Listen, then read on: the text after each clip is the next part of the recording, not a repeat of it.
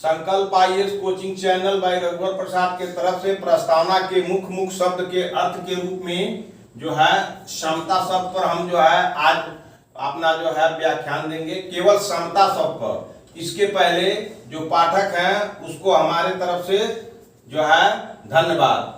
इतना अंतराल इसलिए हो जाता है कि मैं प्रखंड विकास पदाधिकारी के पद पर कार्यरत हूँ, इसीलिए हमको सरकारी कार्यों में पूरा अपना समय दे देना पड़ता है, इसीलिए इतना गैप हो जाता है। तो अपना टाइम निकाल करके आपको थोड़ा सा ज्ञान बांटते रहते हैं, तो आप इस ज्ञान को लेने के लिए एकदम तैयार रहिए। तो आइए, समता जो शब्द है, हम समता शब्द पर बोल रहे हैं, प्रस्तावना में समता शब्द है। तो प्रस्तावना के मुख्य शब्दों में एक समता शब्द है। समता का क्या अर्थ होता है? समता का मतलब होता है समता का अर्थ होता है कि समता का अर्थ है समाज के किसी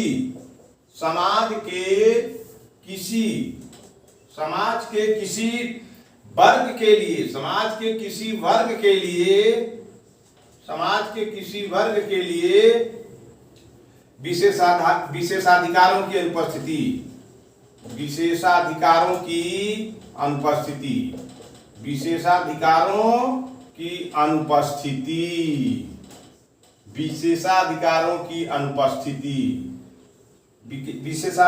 की अनुपस्थिति और बिना किसी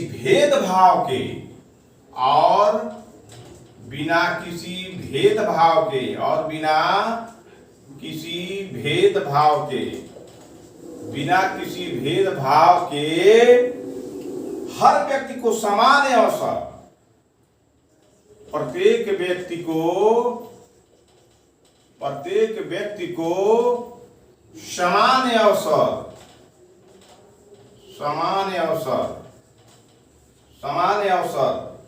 प्रदान करने के उपबंध, समान अवसर प्रदान करने के उपबंध। तो कहने का मतलब यह है कि भारतीय संविधान के प्रस्तावना के मुख्य शब्दों में से एक समता शब्द है। समता का अर्थ यह है कि समाज के किसी वर्ग के लिए, और भारत एक समाज है, तो भारतीय समाज के कई वर्ग हैं। अगर भारतीय सामाजिक व्यवस्था को आप पढ़िए तो भारतीय सामाजिक व्यवस्था में 4 वर्ण हैं, एक ब्राह्मण, एक क्षत्रिय, एक वैश्य, एक शूद्र।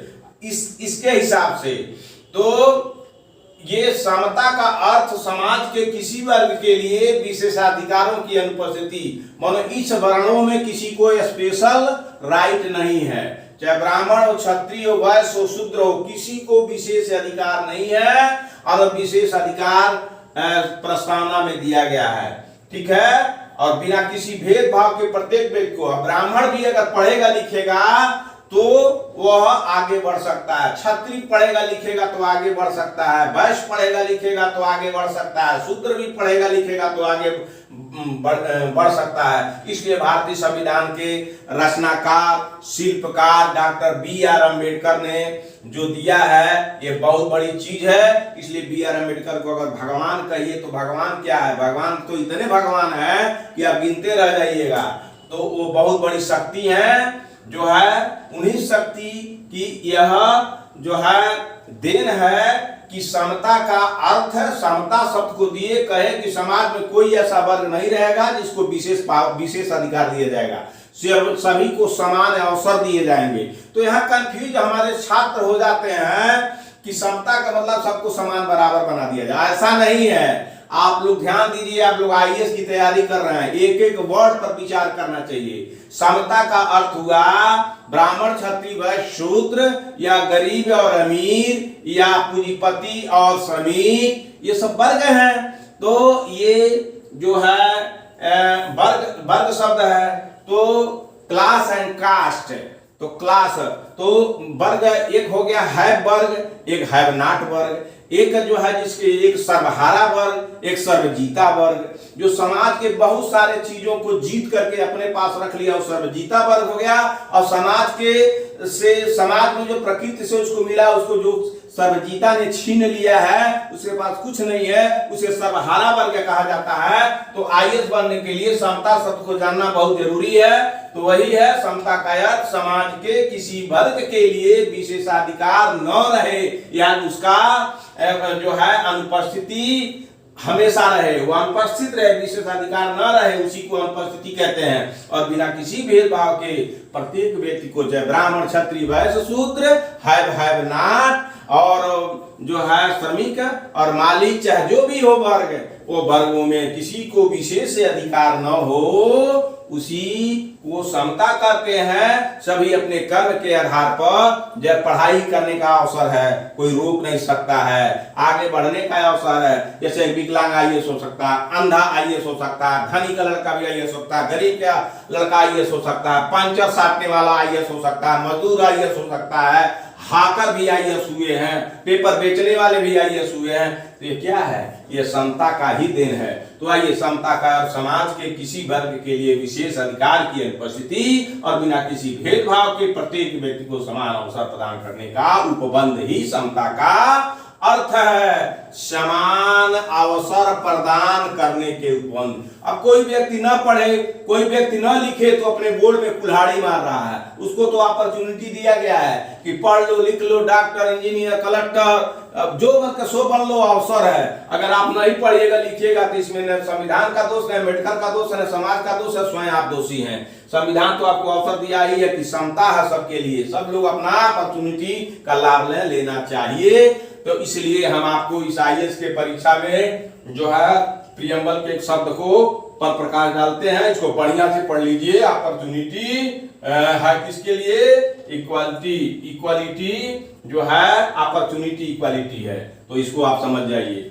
बहुत दिन के बाद हम आज इस शब्द पर चर्चा कर रहे हैं, तो इसलिए आप लोगों से यही कहेंगे कि जो हम पढ़ावे हैं उसको ध्यान से समझिए। कम पढ़ाते हैं लेकिन बहुत मतलब तथ्यात्मक ढंग से और सही तरीके से कि आपके दिमाग में आ जाए। समान अवसर, ठीक है, इक्वल अपॉर्चुनिटी। तो इक्वल अपॉर्चुनिटी है, न कि सबको समान बराबर, सबको एकदम सबको बराबर बना देना, ऐसा नहीं है समता का अर्थ। समता का अर्थ अपॉर्चुनिटी है, सबको अवसर दे दीजिए। जिनका जिनका उनका शेयर है, जैसे समाज में सब लोग हैं, समाज में सभी वर्गों का क्या है, जो अभी जो है अभी चल रहा कि जाति जनगणना हो, तो समाज में किसी वर्ग को ऐसा नहीं है कोई वर्ग आगे निकल जाए, कोई वर्ग पीछे निकल जाए, इसीलिए जाति जनगणना का हवा चल रहा है और इसका राजनीतिक चर्चा हो रही है। तो समता का अर्थ है समाज में जितने लोग हैं उनका प्रतिनिधित्व हो, अवसर हो उन लोगों को। ये नहीं कि बकिया लोग को छोड़ दीजिए या मैक्सिमम अवसर दूसरे को दे दिया जाए, बराबरी का अवसर देना ही समता है। चलिए आइए आगे चलते हैं। भारतीय संविधान की प्रस्तावना जो है, आइए भारतीय संविधान की प्रस्तावना में,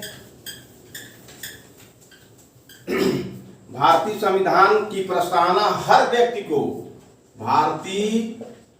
भारतीय संविधान की प्रस्तावना प्रत्येक व्यक्ति को, भारतीय संविधान की प्रस्तावना, भारतीय संविधान की प्रस्तावना प्रत्येक व्यक्ति को, भारतीय संविधान की प्रस्तावना प्रत्येक व्यक्ति को,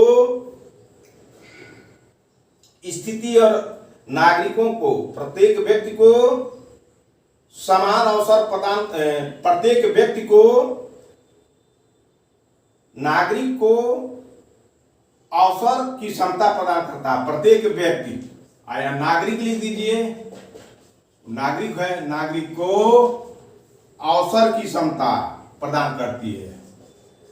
अवसर, अवसर की क्षमता, अवसर की क्षमता प्रदान करती है।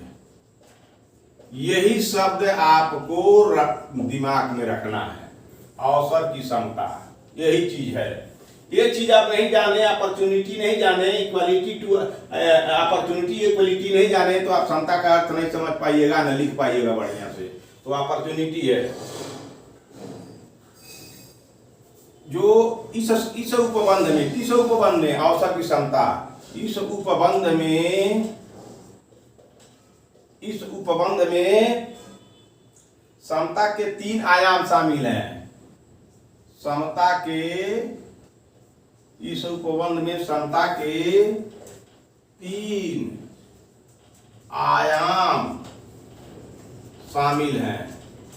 समता के 3 आयाम शामिल हैं। पहला आयाम क्या भाई? समता के 3 आयाम क्या है? तो समता के 3 आयाम शामिल हैं। पहला आयाम है नागरिक, पहला आयाम है नागरिक, और दूसरा आयाम है राजनीतिक, राजनीतिक, और तीसरा आयाम है आर्थिक, आर्थिक। तो नागरिक समता, राजनीतिक समता और आर्थिक समता, ये 3 चीज को कभी मत भूलिएगा। तो कितने आयाम है समता के? नागरिक, राजनीतिक और आर्थिक। तो इस चीज को कभी न भूलिएगा। तो मौलिक अधिकारों पर जो है इन्हीं आयामों को लेकर के चर्चा मौलिक अधिकार के आधार पर दिया जा रहा है। तो भारतीय संविधान की प्रस्तावना प्रत्येक व्यक्ति यानी प्रत्येक नागरिक को अवसर की समता प्रदान करता है। इस अवसर की समता में जो है 3 आयाम शामिल है। एक आयाम नागरिक समता, दूसरा राजनीतिक समता, तीसरा आर्थिक समता। अगर इतना दिमाग में बैठा लीजिएगा तो इस पर बहुत से बहुत कितने हूं पढ़ने का ऐसे लिख सकते हैं।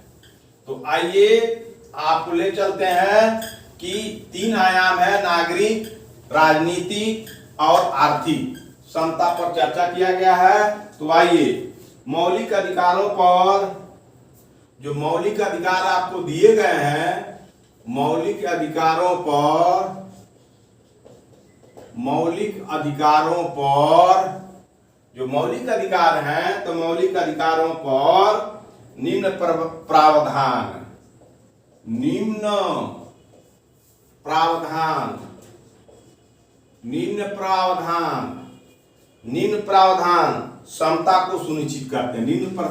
निम्न प्रावधान नागरिक समता को सुनिश्चित करते हैं। नागरिक समता को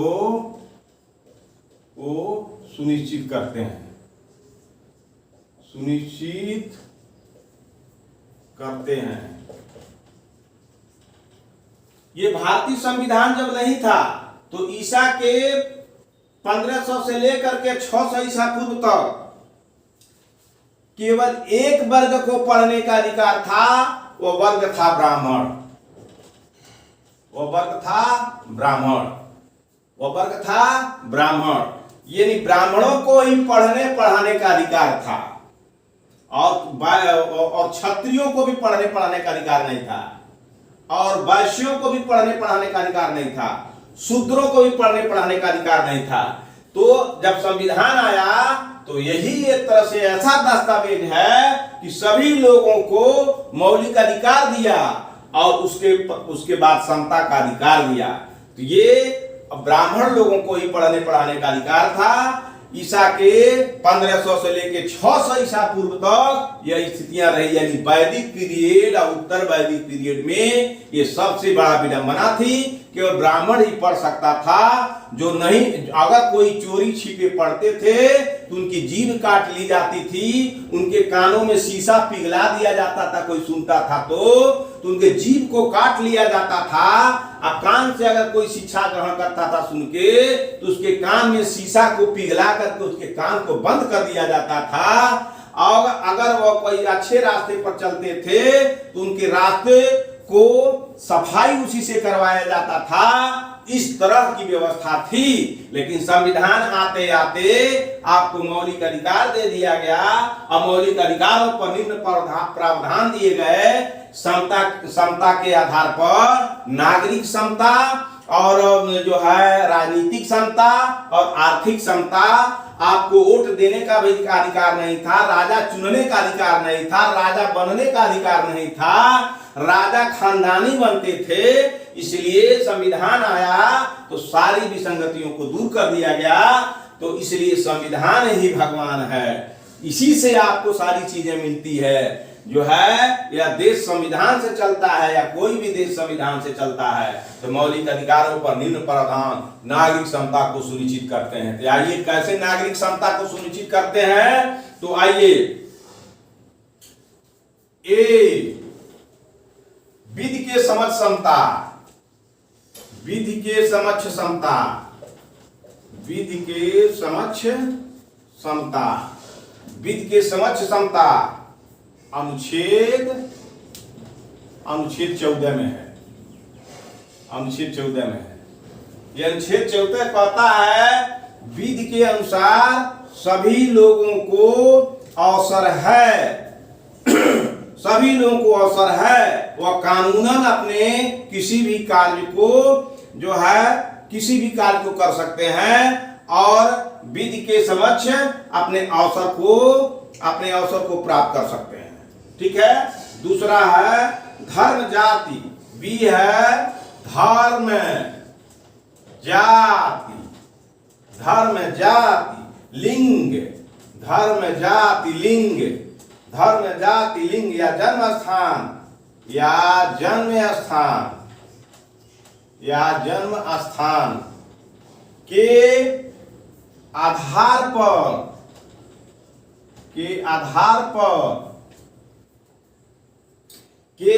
पर मूल वंश निषेध है। मूल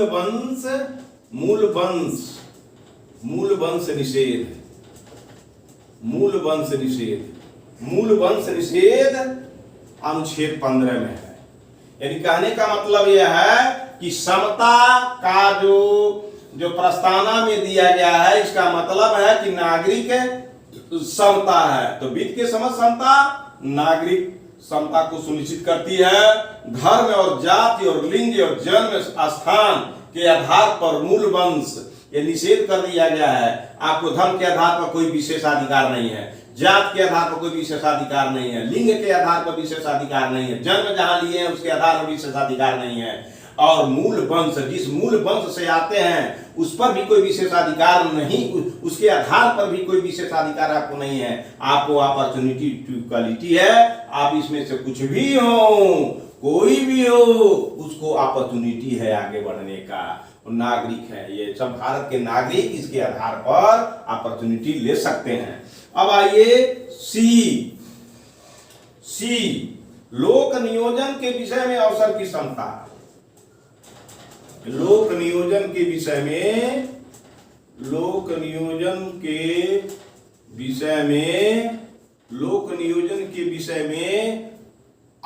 की समता। लोक नियोजन के विषय में अवसर की समता अनुच्छेद 15। तो अनुच्छेद 15 में दिया 16 है, ये 16 है, 16। तो 14 में विधि के समक्ष समता, धर्म जाति लिंग जन्म स्थान के आधार पर मूल वंश निषेध 15 में है, और लोक नियोजन के विषय में अवसर की समता 16 में है। कोई सरकार के अधीन जितने उपक्रम हैं उस उपक्रमों में किसी पद पर पढ़ाई लिखाई करके जा सकता है, उसको अपॉर्चुनिटी है। लेकिन 1500 से लेके 500 ईसा पूर्व तक की स्थितियों में या और मुगलियन पीरियड में, अंग्रेजी पीरियड में या सल्तनत पीरियड में, खिलजी पीरियड में और जो है ये बलबनी राज में जो है ये जितना जो है भारत में शासन चला उन सब पीरियड में, राजपूत पीरियड में जो है दक्षिण में पाल प्रतिहार गुर्जर जो ये पाल प्रतिहारों के समय में, हर्ष के समय में, हर्ष के बाद के समय में और सल्तनत काल में जो है मुगल काल में और जो है ये अंग्रेजों के काल में, ये सब समयों में लोक नियोजन के विषय में किसी को अवसर नहीं दिए जाते थे। उसमें चुन चुन करके सरकारी पदों पर या राजा के द्वारा प्रदत्त पदों पर नियोजन होता था। लेकिन भारत का संविधान अब चाहे गरीब हो चाहे अमीर हो, चाहे किसी वर्ण का हो, वह लोक नियोजन प्राप्त कर सकता है, उसको अवसर है, अवसर प्राप्त कर सकता है। आपके हाथ में सोना दिया जा रहा है, अगर आप सोना को फेंक दे रहे हैं तो उसमें सरकार का, संविधान का क्या दोष है जब ले ही नहीं रहे हैं? तो अवसर दिया गया है, ले लीजिए। नहीं लेने का मन है तो उसमें दूसरे का कोई ना हानि होगा, हानि तो आपको होगा। इसलिए पढ़ाई लिखाई पर ध्यान दे करके अवसर की क्षमता को प्राप्त, लोक नियोजन की क्षमता को प्राप्त कर सकते हैं। अब आइए डी में लिखा है अस्पृश्यता का अंत कर दिया गया। अस्पृश्यता का अंत कर दिया गया। अस्पृश्यता का अंत कर दिया गया। अस्पृश्यता का अंत है, अस्पृश्यता का अंत है। तो ये अंत किसमें है? 17 में है। ऐसा समता दिया गया है कि 1500 से लेके 500 ईसा पूर्व में या सल्तनत से लेकर के अंग्रेजों के पीरियड में इतनी छुआछूत की भावनाएं थी कि जो समाज के कुछ ही वर्गों के लिए प्राकृतिक संसाधनों को उपभोग करने के लिए अवसर मिलते थे, शेष वर्गों के लिए, वंचित वर्गों के लिए कोई उपबंध नहीं थे।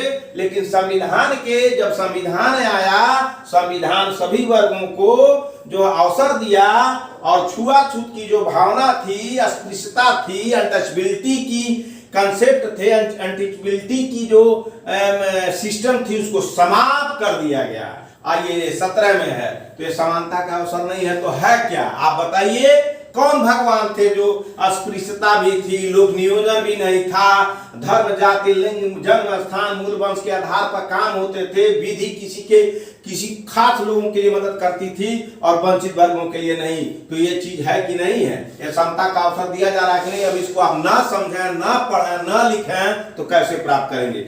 आइए अब चलते हैं। इसी में एक है, उपाधियों का अंत कर दिया गया है। पहले उपाधि लोग लगाते थे कि फलाने खां, फलाने मीर जाफर, तो फलाने ये, फलाने वो, चिराने वो, धमाके वो, उसका जो उपाधि लेकर के अपना प्रतिष्ठा लेते थे। लेकिन उपाधियों का अंत 18 में ई जो है उपाधियों का अंत कर दिया गया। उपाधियों का अंत कर दिया गया, अंत कर दिया गया, अंत कर दिया गया। उपाधियों का अंत कर दिया गया 18 में है, ये 18 में है, उपाधियों का अंत कर दिया गया है। तो ये उपाधियों का अंत कर दिया गया 18 में। अब कोई व्यक्ति अपने मरने से कोनो उपाधि धारण कर देता है, उसका कोई मतलब नहीं। अपने मियाँ, एक हिंदी में है, अपने मुंह मियाँ मिट्ठू बनना, अपने मन से कुछ लगा लीजिए, उसका कोई मतलब थोड़ा है। इसलिए उपाधियों का अंत कर दिया गया है। ठीक है। अब आइए, ये नागरिक समानता की बात हो गई। अब आइए राजनीतिक समानता। अब आइए राजनीतिक समानता। देखिए जो संविधान है भारत का, देखिए सब कुछ आपको संविधान से मिल रहा है। इसलिए संविधान को अपने दिल से लगा के रखना चाहिए। संविधान में दो ऐसे उपबंध हैं, संविधान में दो ऐसे उपबंध हैं, संविधान में दो ऐसे उपबंध हैं जो राजनीतिक समता को सुनिश्चित करते प्रतीत होते हैं। संविधान में दो ऐसे उपबंध हैं जो राजनीतिक समता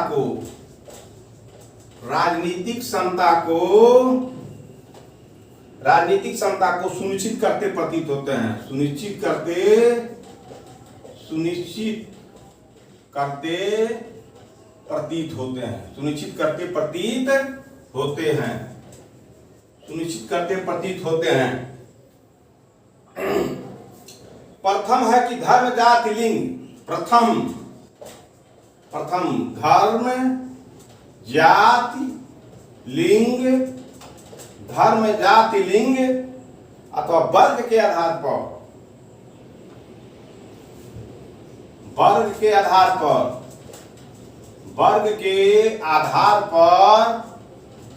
धर्म, जाति, लिंग, वर्ग के आधार पर किसी व्यक्ति को किसी व्यक्ति को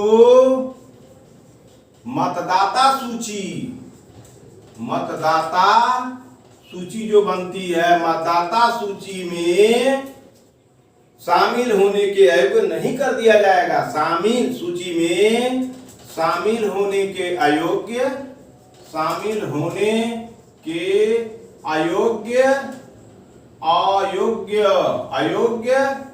नहीं कर दिया जाएगा। नहीं कर दिया जाएगा। मतदाता सूची में देखिए, धर्म के आधार पर, जात के आधार पर, लिंग के आधार पर, वर्ग के आधार पर, क्लास एंड कास्ट आप पढ़े हैं ना, तो रिलीजन है, कास्ट है, और जो है आपका लिंग है, इसके आधार पर किसी व्यक्ति को मतदाता सूची में शामिल होने के योग्य नहीं किया जा सकता। ये नागरिक समानता, ये नागरिक ही समानता है, ये राजनीतिक ही समानता है। तो ये अनुच्छेद आप याद कर लीजिए, नहीं कर दिया जाएगा। अनुच्छेद 325 में है, 225 में है, अनुच्छेद 225, अनुच्छेद 325 है, अनुच्छेद 325, फिर से लिख लीजिए, अनुच्छेद 325 में लिखा है। तो आप आईएएस बन के अगर जाएंगे तो ये बात याद रखिएगा कि कोई भी आपके जिले में कोई भी व्यक्ति मतदाता सूची में जो 18 वर्ष का व्यक्ति हो जाए तो मतदाता सूची में उसका नाम जरूर डलवाइएगा। कोई अगर बीएलओ अगर किसी का 18 वर्ष से कम, 18 वर्ष से होने वाले उम्र पूरी करने वाले व्यक्ति का नाम छोड़ता है तो उसे दंडित करिएगा, क्योंकि संविधान प्रावधान देता है राजनीतिक समानता का कि सब, चाहे कोई भी हो, कोई धर्म हो, कोई जाति हो, कोई लिंग हो और कोई वर्ग हो, उसको जो है मतदाता सूची में नाम डलवाने का पूरा हक है। लेकिन सिंधु घाटी सभ्यता के बाद जो है, सिंधु घाटी सभ्यता के बाद ऋग वैदिक सभ्यता में, उत्तर वैदिक सभ्यता में, जो हर्ष के काल में, दक्षिण के इतिहास में, उत्तर के इतिहास में, पूरब के इतिहास में, और जो है सल्तनत पीरियड में, और जो है आपको सूर शासन में, आपको खिलजी शासन में, आपको जो है खिलजी शासन में, आपको ये जो है मुगलों के काल में और अंग्रेजों के काल में जो है कोई मतदाता सूची नहीं बनता था। जो जिसके पास शक्ति होती थी वही अपने शक्ति के आधार पर राजा बनता था और सबको प्रजा बना के रखता था। लेकिन जब संविधान आया तो सबको मतदाता सूची में दे दिया गया, चाहे राजा हो या रंक हो, सबको एक वोट देने का अधिकार है। इसीलिए सभी लोगों का वैल्यू और सम्मान बढ़ गया। तो आइए हम चलते हैं 325 में। आपको मतदाता सूची में शामिल होने का पूरा हक है, इसलिए राजनीतिक समानता की बात प्रतीत होती है। अगर आप आईएएस के इंटरव्यू में पूछ दे कि आप बताइए, आप जिला के कलेक्टर बना दिया जाए तो आप बताइए भारत के किस संविधान के अनुच्छेद में सबको मतदाता सूची में नाम डलवाने का हक है। तो यहाँ आप समता पढ़ रहे थे, लेकिन एक जीएस आपका यहाँ बेहतर है कि 325 अनुच्छेद के तहत सभी व्यक्तियों को जो 18 वर्ष से ऊपर हो गए हैं उनको मतदाता सूची में नाम डलवाने का पूरा हक है। आइए आगे चलते हैं। समता के ही परिप्रेक्ष्य में 326 अनुच्छेद बताता है, दूसरा जो है, दूसरा है लोकसभा। दूसरा लोकसभा और विधानसभा। लोकसभा और विधानसभा। लोकसभा और विधानसभा। लोकसभा और विधानसभा। लोकसभा और विधानसभा के लिए वयस्क मतदान का प्रावधान विधानसभा में वयस्क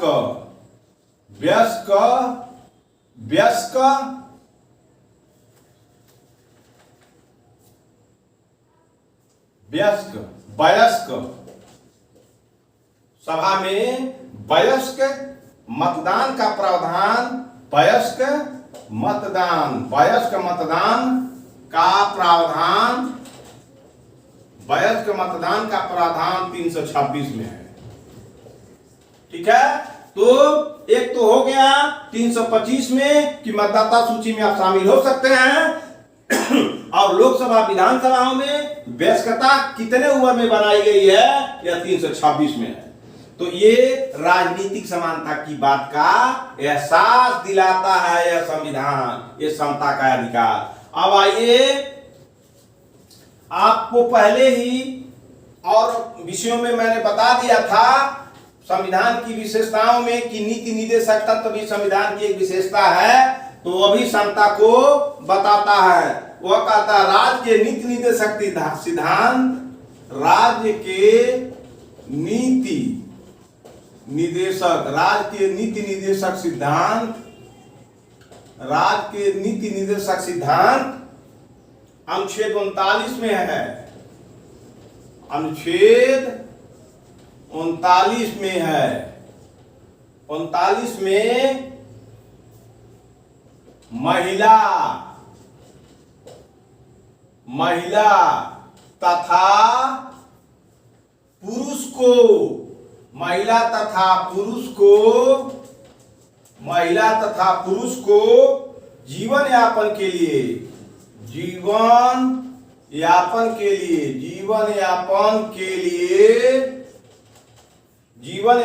लिए पर्याप्त साधन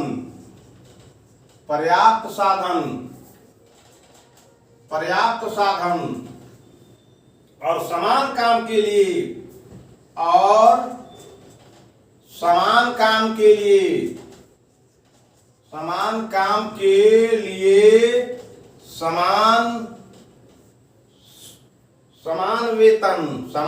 के लिए समान वेतन के अधिकार को सुरक्षित करते हैं,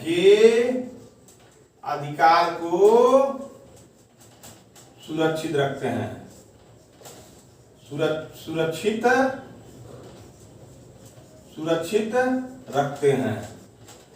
सुरक्षित रखते हैं।